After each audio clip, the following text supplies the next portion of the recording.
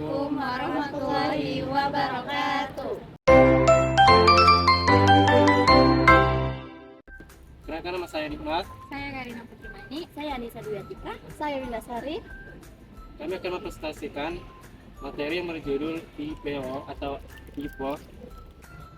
IPO inisial Public Offering atau dalam bahasa Indonesia penawaran umum saham perdana. Intinya pertama kali perusahaan menjual saham ke publik lewat bursa efek. Yang pertama di sini ada definisi atau fungsi IPO. Fungsi utama IPO itu mengubah status perusahaan dari tertutup atau private menjadi terbuka atau publik.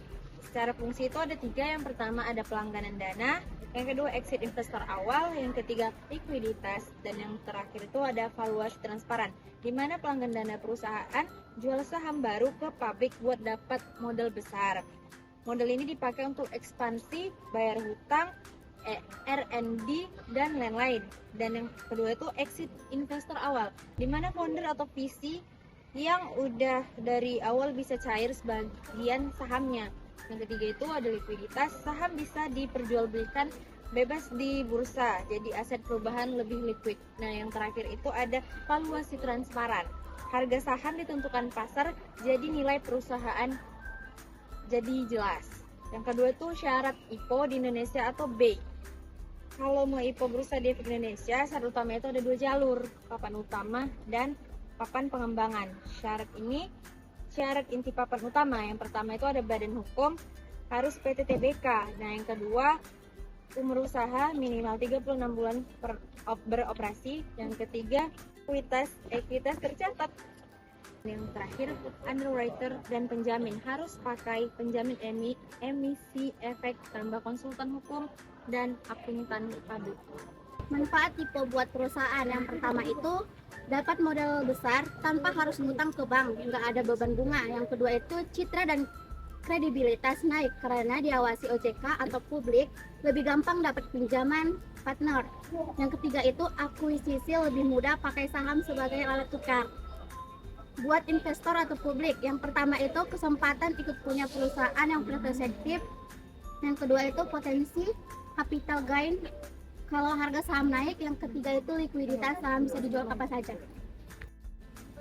Selanjutnya yaitu manfaat IPO bagi investor.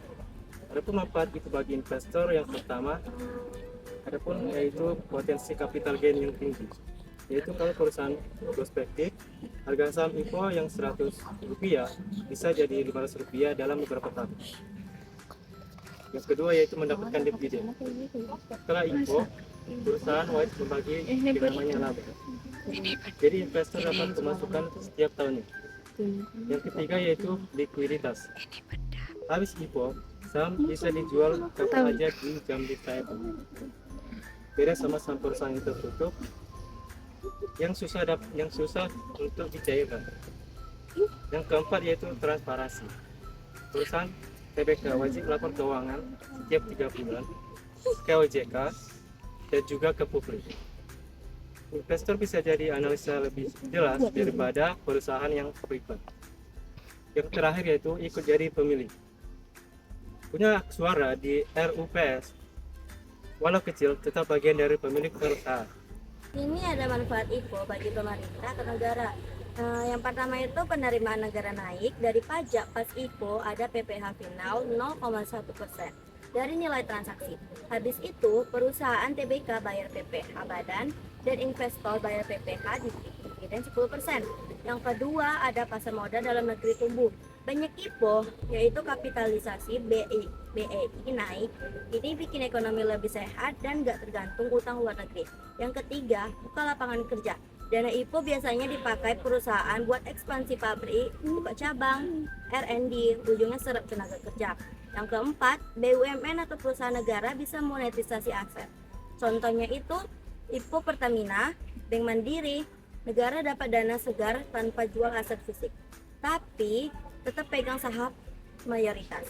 Dan yang terakhir, ekonomi jadi lebih efisien. Perusahaan IPO dipaksa transparan dan tata kelola GCK bagus. Ini dorong perusahaan lain ikut profesional.